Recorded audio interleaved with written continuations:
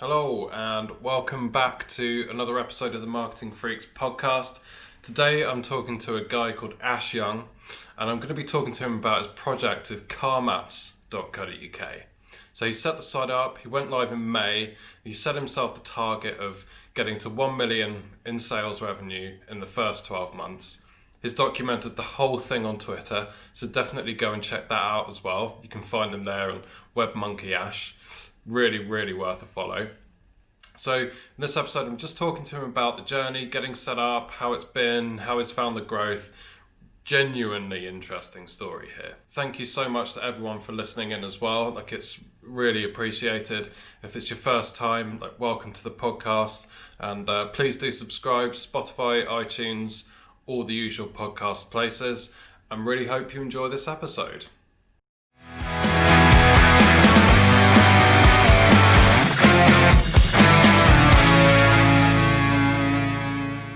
All right, hello everybody. Welcome back to another episode of the Marketing Freaks podcast. Today I'm joined by Ash Young, founder of carmats.co.uk, and we're going to talk about his adventure with the website this week. And I never thought I'd be this excited to talk about Carmats, but I am. So Ash, welcome to the podcast and thanks for making the time. No, thank you very much for having me. I'm really excited to talk about Carmats as well. Who would have thought it? Yeah. Well, yeah, we'll put that down to one of the unexpected outcomes of 2020. But it's a really Definitely. cool story, and really kind of excited to talk to you about it. So I guess first off, do you want to introduce the project to people who haven't necessarily heard of it? Okay, yeah. So outside of this project, I run a digital agency, and I'm always really keen to get my hands dirty, learn new things. And at the start of lockdown, I put out on Twitter that I was going to do a challenge to launch an e-commerce project and take it to £1 million worth of revenue in 12 months, which at the time I think some people went, "What are you doing? That's ridiculous." And at the time I hadn't announced the site or the product because I wanted to get it off the ground. But the idea was really born out of the fact that I wanted to prove that as an agency we can do it and show people it's a great case study, it's a great marketing tool. Mm-hmm. But also I wanted a side project, additional stream of revenue, and to actually build a real business that has value and can help support our family for years to come. Fantastic. And how much? So you launched the site at the beginning of lockdown, so kind of I guess the March, April, May kind of time.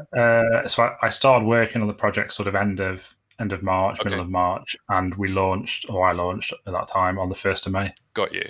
And prior to that, prior to launching, what made you choose? What was the choice behind the product? And was that something you've been thinking about for a while, or was it literally March? Right, we're going to do this project, find a product, and go from there. What was the story behind choosing to sell Carmats? Yeah, so Carmats is a bit of a strange one. So in sort of full disclosure, I've previously been involved in the industry before, so I know about Carmats, I knew about the industry. So when it came to launching a product, Carmats is kind of where I went first, because I think the important thing for any e-commerce site that you're going into is that you understand the product, you understand the market. Mm-hmm. You see a lot of people that go out there and buy a domain name and say, brilliant, I'm going to go and sell this product, and then they have to learn about the product. Whereas I knew a lot about Carmats already, so it seemed like an obvious choice of a sort of a product to go out there and sell. Got you. And I guess were there other considerations with it, because of that experience? Did you know about supply, margins, that type of stuff as well? Yeah, kind of. I mean, I suppose I knew that it's different to a lot of products in the sense that it's made, a lot of them are made to order. Okay. So the majority of the e-commerce sites out there are actually taking an order and then manufacturing to order, so they don't carry huge amounts of stock. So I knew that was the case. So I knew also that for me it's great because I don't have to commit to huge amounts of stock, and it's all made to order. It makes it a lot easier. I had an idea of who some suppliers might be. I didn't know who my eventual supplier was. I actually did find them on Google. I spoke to a few suppliers that I'd kind of heard of in passing before. And there was actually quite a reluctance to supply me from a lot of people. Really? Is that because of the new project, or what was the resistance? I think it was a combination of it was a new project, and they probably get approached by a lot of people that want to start an e-commerce site and want to do something but don't know what they're doing. Got you. And I think also there was an element of they didn't want more competition. So a lot of these guys manufacture and also sell direct. So they didn't want more entrants to the market if they could help it. Got you. And the route that you've gone down, am I correct in thinking you're drop shipping, or are you buying stock and fulfilling? So drop ship. So I send a daily order file to my supplier for them to manufacture and then send out a few days later. Excellent. This is quite a. I find the drop shipping model really interesting because, again, like, correct me if I'm wrong here, but relatively a bit more straightforward to get going, in that you don't have to buy stock, you don't have to, um, hold the stock. You don't. There's a Yeah. lot less risk, perhaps, Yeah. There's um, definitely a lot less risk. Yeah. but the margins are smaller. Or is that an assumption that's not quite correct? I think car mats might be sort of outside the norm in the sense that everything's made to order, so it's a little bit different. So even the manufacturers are selling direct, they're still making to order because that's just how the industry works. Because if you look at our site, for example, I've got something like 1,800, 2,000 products on there. So that's different vehicles. And then each one of those we do in 4 different types of carpet. Each of those carpets is different colours and you can add different trims. It wouldn't be possible to stock effectively. Got you. That's a lot of product. Mm. Yeah, that is a lot of product. I'm quite surprised by that. I'm quite surprised by that. Yeah, yeah. And is that just down Wait, to different materials, different dimensions, different car it's models? yeah, it's because all the car mats are tailored to fit the individual vehicle, so they follow the floor plan. So Right. every sort of time they bring out a new Ford Focus, say they change the floor plan, so you need a new mat for it. Got you. Got you. And back to that point on choosing a supplier, like, how did that process work for you? Like, how much, I guess, like, how difficult was it to find a reliable supplier? What considerations did you have to take into account? Like, how did you pitch yourself? And you're mentioning you were getting a bit of resistance. How did you make sure that Mhm. suppliers knew that this would be a good kind of project rather to invest in? Okay. So in terms of how I found a supplier, I literally just went through Google and just called them all one by one, Right. made contact, like, hi, are you supplying? Are you interested in supplying? If you are, can we have a chat or an actual meeting about it to run through it? And ended up speaking to two or three in detail, talking about, like, I want to launch a new e-commerce site, I want to sell car mats. And you're right, though, that in each of those meetings, I went out of my way to sell myself. So I think a lot of people go into those types of meetings expecting that the supplier is going to be brilliant. Oh, great, we're going to sell more product. Thanks. But actually, there's a lot of effort to bring on a new customer. Hmm. And if that customer then doesn't sell anything, it's a lot of wasted effort for the supplier. So I went out of my way in terms of talking about my experience, the digital agency. So I've got the expertise, I know what I'm doing, and talking about the volumes that I wanted to get to. So where I wanted to be in 6 months and 12 months, how many orders I'd be placing each day. So they could see that actually, yeah, it was worth the investment. Got you. So it's almost, even though, because I think, that perception of drop shipping being a lot more straightforward, you're still having to pitch your business Yeah, and have a degree of a business plan, at least, to kind yeah, of yeah, prove that you know what you're talking about. and making it realistic as well. So you don't go in and say, right, well, I'm going to do 1,000 orders a day in 2 months, because it sounds great, but everyone can see through that. So it's like I was actually quite conservative, and I said, I think I said out in sort of like 6 months' time, I want to be like hitting days where I do 100 orders, and I'm well past that. There are days where we do 200 orders now, but it was kind Yeah, of making it realistic so they could see that actually what I was suggesting was achievable. amazing. And I guess, like, what, so if we break down the process a little bit in terms of that 2 month run up, you've picked your product, you know the Mm-hmm. sector, you've done your business plan, you've found a supplier. Then what needs to go on between that point and going live? Because I imagine that's when the real hard graft starts. Yeah. So at that point, so I picked a supplier. I know I'm going to sell car mats. That was roughly the time I went out there and I found the domain name. So it's carmats.co.uk. Such a great domain So name. great domain name, exact match, beautiful. I had to go and hunt that down. So I actually managed to hunt down the owner of the domain name. Ended up ringing several phone numbers till I spoke to somebody, and he was like, "Oh, I don't own it, but I do know who does own it. You go, here's the number. Go give him a call." Did a bit of a deal, and I was quite happy with that. I think I paid about $5.5 or something like that. So like all in, it was an amazing deal. Yeah. So I was really happy with that. And then I had a name for the site. So I was going to call the site the Carmat Shop originally, but then once I got the domain name, obviously switched up the names because carmats.co.uk, you've got to brand it as that. Yep. And then the rest of the effort then goes into writing and building the website. So I chose Shopify because it'd be up and running really quickly. Yep. It's a really sort of straightforward platform to be up and running with. And I also wanted, in those early days, which I think in hindsight was a mistake, I wanted to try and do as much as possible myself. So what I didn't want to do was lean on the agency and the Evoluted and say, here's this site I've built, but actually everybody else did all the work. Got you. Yeah. So until sort of 3-4 months into the project, I did everything myself pretty much, except for certain bits that I outsourced, like the population, because that was just crazy amounts of work. So yeah. I chose a theme, I customized it, I got a bit of help with the branding, and then obviously applied that to the website. And then it was all about then writing the product descriptions, writing the product copy. And then I cheated a little bit in the sense that I didn't populate the whole website. I didn't populate 2,000 products because that's just bonkers. Yep.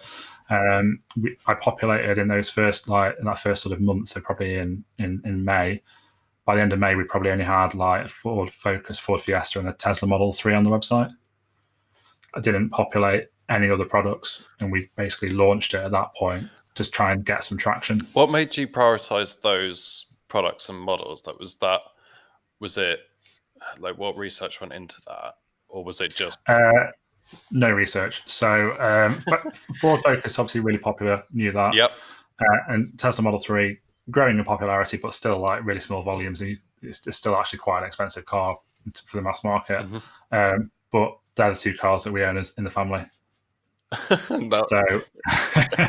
it worked really well for us. What a place to start.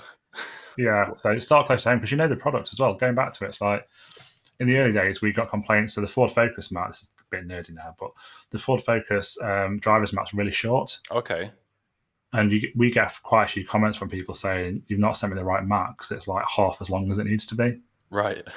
And it's like, well, no, it's not actually. We've got originals in our Ford Focus and here they are. And that's what they look like. I guess that must be, because that must be a huge benefit actually having like tangible knowledge of those specific products to get used to the customer service angle and just getting a feel for like the questions that are coming through. And and then that rolls out to everything else. So actually you start to learn a lot about from the vehicles you do know. So you have got the confidence to go back and say, well, actually, this is the case. Yeah. And a lot of that just then rolls out to all the other models. Amazing. And okay, so you got the product, you got the supply, you got the website ready. One of the biggest kind of questions that I had around the 12-month project of $1 million in revenue was there's obviously so many different marketing activities you can do to drive traffic, drive revenue. But if you need to get to that volume in 12 months, there's only certain activities that are going to do that in time, right? So, like a long-term SEO strategy might take too long, but how did you plan, and what was that? What were the key kind of early drivers of getting the site off the ground in terms of traffic and orders? Like, how did you get that ball rolling and get those first orders in? Because it's got to be the hardest bit. Yeah, definitely. Getting those first few orders in was painful. So the plan was very much a case of rolling it out with paid search. Okay. So, like you say, the only way to get that target quickly is going to be using something like paid search. Could use social as well, but there's a bit more involvement that I'll talk about in a minute. So, in terms of paid search, so rolled out initially campaigns for people looking for Ford Focus car mats, people looking for Tesla Model 3 car mats. So they were my people. They're searching for the product that I sell. I know that if they're searching for that, I have their product. So that let me then iterate and change the site based on what they were doing on the site, what they were buying, what feedback, what comments I was getting. In those early days, we had live chat on there, so we could just gain that feedback. That's gone now because it's live chat's just a ball ache. I can imagine there's just so much work involved in managing that.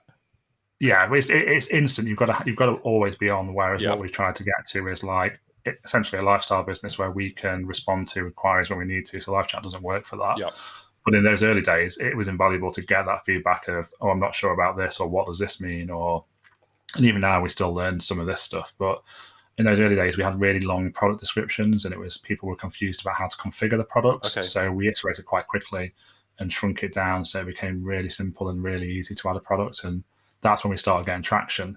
And then we rolled out across basically model by model, manufacturer by manufacturer, rolled out the products, and then rolled out the Google ads to match. got you. So like you find that formula on a relatively small type product set, see what works, get the feedback in, Mhm. iterate, roll out. And just keep going, basically. Yeah. So then I got somebody in to populate the website, gave them a playbook, basically. So I wrote a playbook of here's how I've been populating it. Yep. Here's where you need to go and find the information. Hmm. One of the things I think people don't think about when they're doing this type of thing is that the information you get from suppliers is just shocking. Really, Like some of the product descriptions that I get through, you look at it and you go, I don't know what that is. really. Yeah. So I it mean, all there's needs one redoing. you all need to go figure out, check the years are correct, check it is the right vehicle, Yes. see what other people are doing, see what actual variants of that car were out at the time. So actually, it takes quite a lot of effort. So I wrote a playbook as to how to do it, and then just outsourced it, and then just kept building the ads when the products were ready. Got you. And is paid search still a fundamental part of the mix for you, or have you managed to Yeah, migrate we away? well, I spend a fortune on paid search. So paid search is driving it at the moment. So it's got better. So paid search. So we do paid search on Google Ads and Bing Ads. Okay. Just we just dupe over to Bing. Yeah, It's yeah. not worth doing separately. We've started looking at Facebook and Instagram. Yep. So we're just trialing out some creatives. A lot of other marketing activities wouldn't work until we'd got the site populated. So Google Ads worked because we could target people looking for a particular car. Hmm. But until we had the full range, we couldn't go after sort of more broad match terms. So people searching for things like car mats, for example, Yeah. Yeah. which we can now.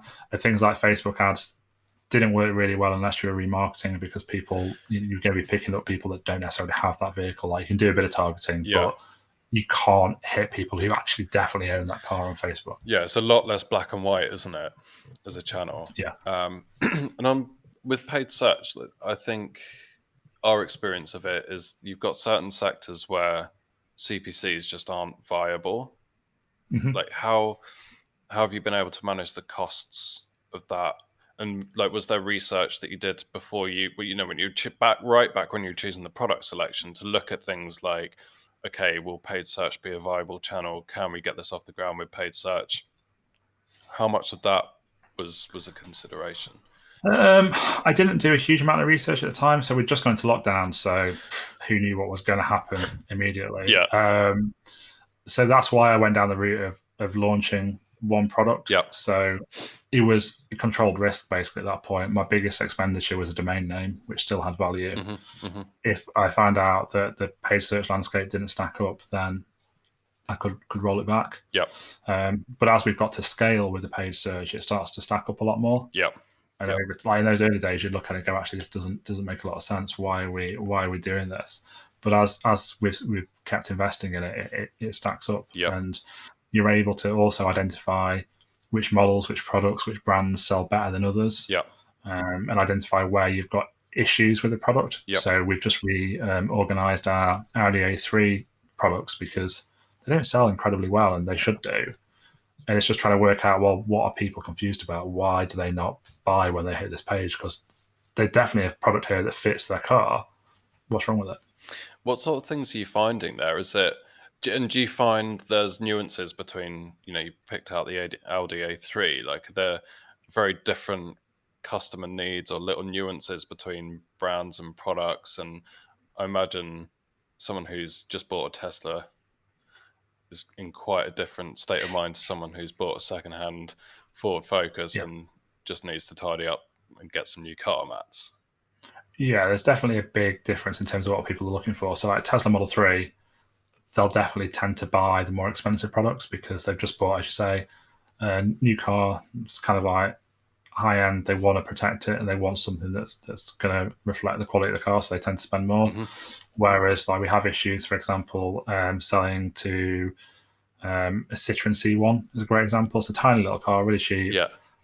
Trying to sell car mats for a Citroen C1, and we've actually played around with our pricing. So we've actually looked and said, well, do we do C1 car mats a bit cheaper because people aren't buying them, and they're not buying them because basically we're too expensive with our standard pricing, and price is a bigger factor for those people than it is somebody for a Model 3. Got you.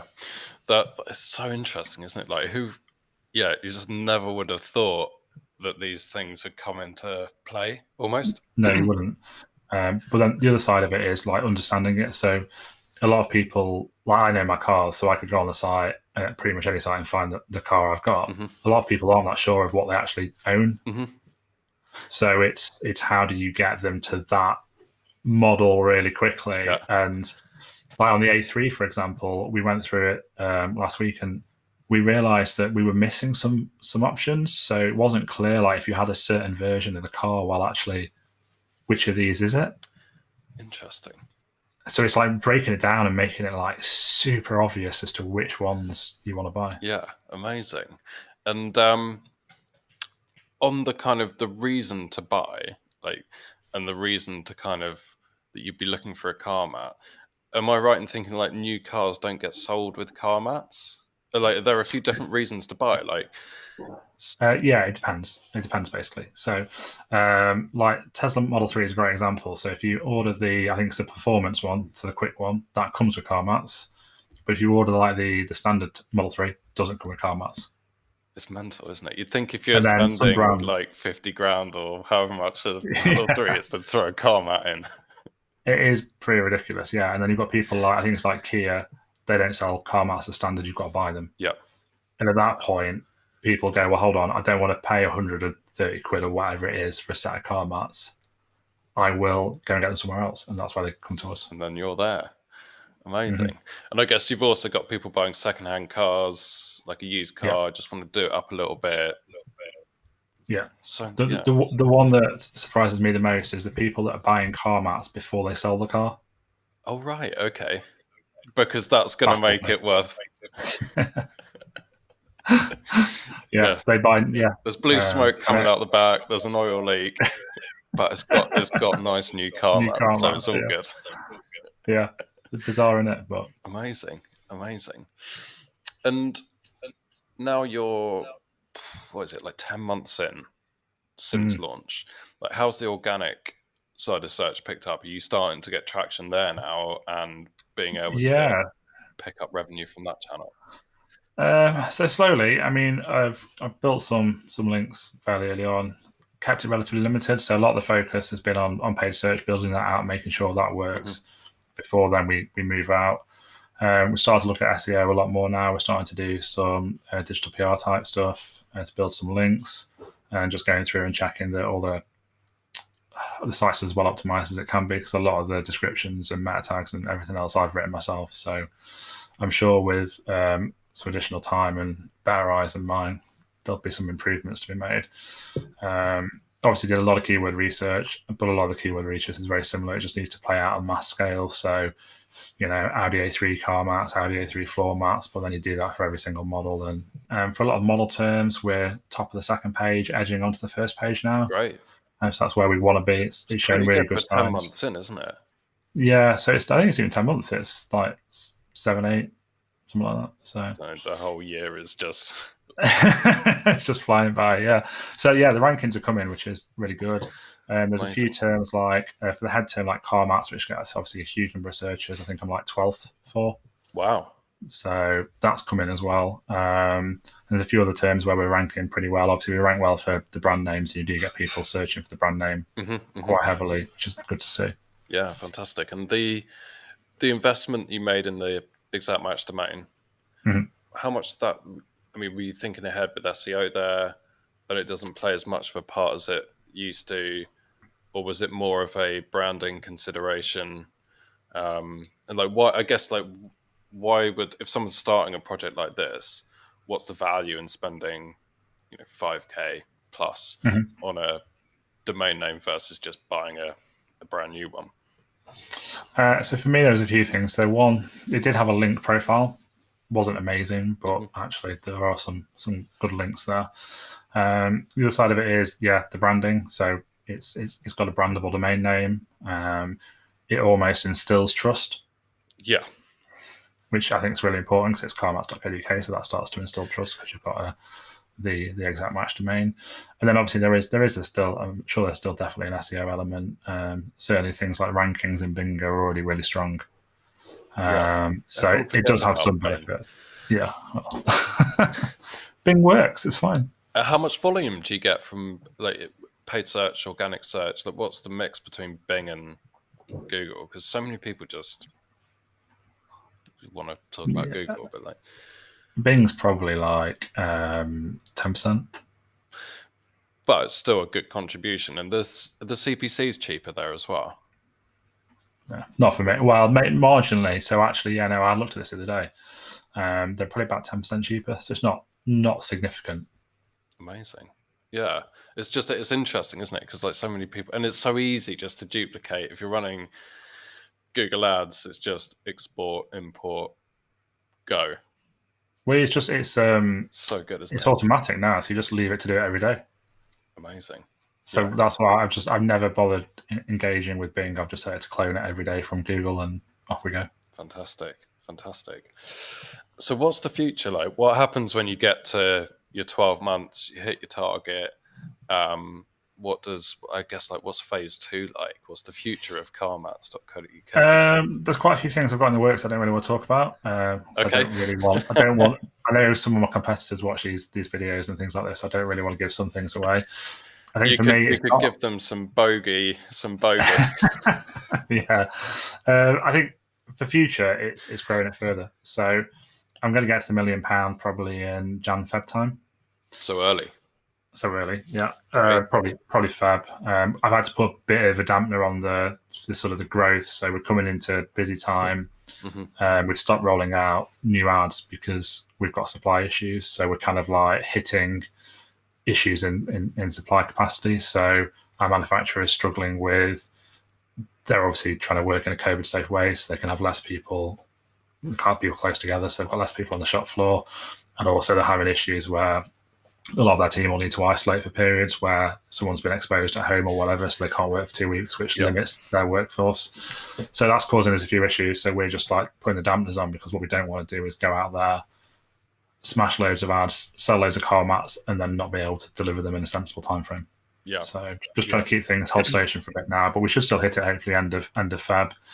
But then beyond that, it's just keep growing it. So I don't see any reason why we can't get to £3-4 million turnover with actually, a bit of effort. So hitting all the channels, so hitting obviously social really hard, making sure the organic is where it needs to be. Mm-hmm. And there's a few other areas where I want to go out there and get into some bigger contracts and things like that, where we've got the technology to supply companies that want to order from a switched on company that's easy to deal with.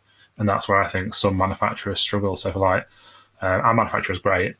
No bad word to say about them, but they're not like an IT company. They're not. Yeah.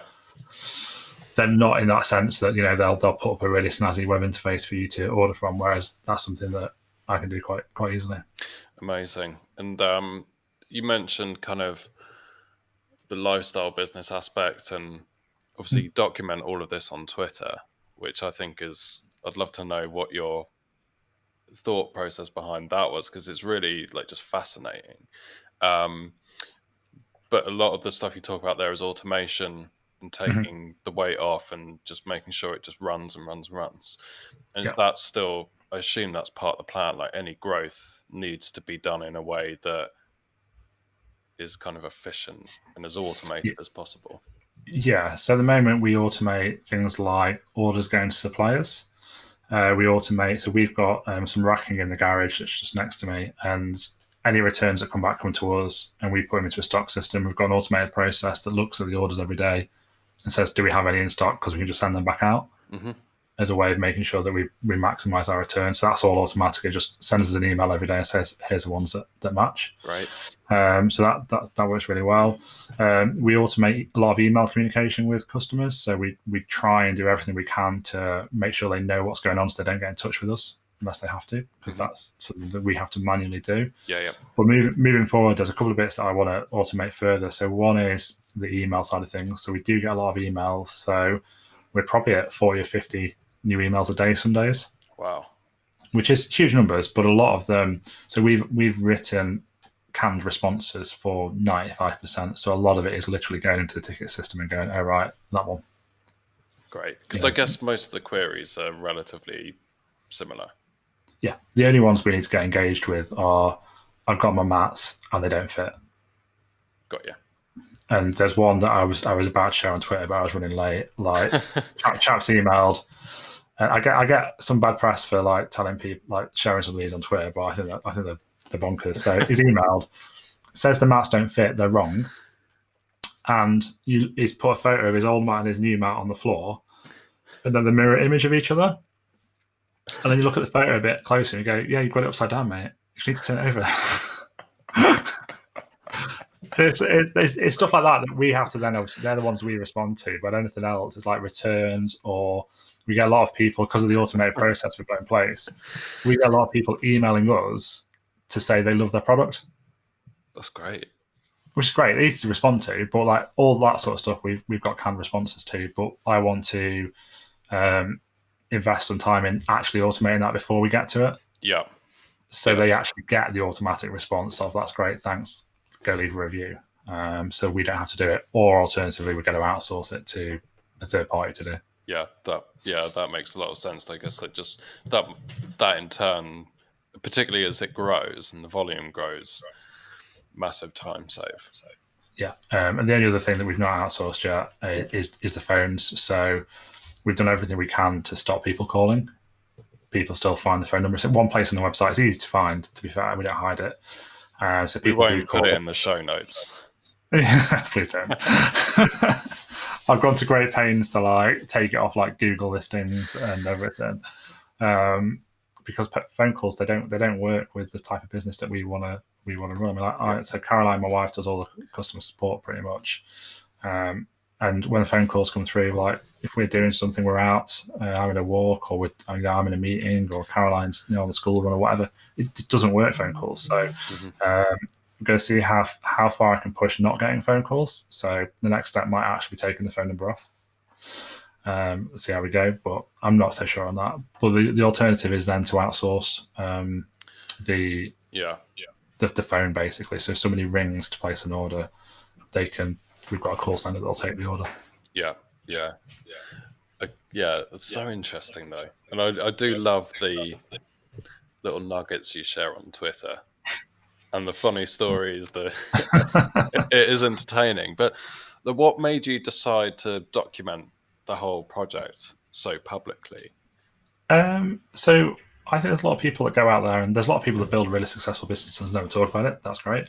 But I run a digital agency, so going out there and showing that we can do this and that we know our stuff, for Evoluted is a huge marketing tool. So there was that element of it. But there's also the element of it to show people that you can just go out there and do this. And probably the biggest barrier stopping people doing this is starting. Mm-hmm. You know what I mean? As soon as you start going, it's just one little thing after another, and then suddenly you've got business. Yeah, it is really, I don't know, I think it is quite inspiring to see the whole story from start to finish. Well, it's not, nowhere near finished, but, I think it's like the transparent view is... it is genuinely entertaining, but have you had any feedback from people that have said, look, I've seen you doing this, I've always wanted to do it, this has kind of pushed me over the edge and I'm on it now? I've had a few people sort of get in touch and say, right, thanks very much, you've pushed me, I'm going to do this product, or I'm going to sell this thing. I've had a few people try and sell car mats and contact my supplier, which I'm not a big fan of. It's fine. So a few people have got in touch. A few people have said, "Yeah, brilliant, thanks very much. It's been really useful," which is really nice to see. Those sorts of comments about like how do I sell this? How do I sell that? Yeah, and it has also obviously brought clients to Evoluted, which has been really nice. That's fantastic. I mean, I think it's one of the positive stories of 2020, and that's great. I think it's really good. So, if people want car mats or want to buy car mats for Christmas, carmats.co.uk. Yeah, and if you Google carmats.co.uk discount codes, then you'll get some gold. Oh, there we go. There we So go. I've not really talked about this, but yeah, we do. I'm trying to get the page to rank actually. So we've got a discount code page because lots of people are searching for it, and it's killing me. And all the listings are like the old websites listings, so none of the codes work. So we're trying to get our page to rank. So we've got a page that we're trying to get their ranking that you can find. But we also run quite an aggressive paid search campaign if you're searching for our discount codes. So we bring you back into here are the codes that work. Come and use them. Fair play to you lads for trying.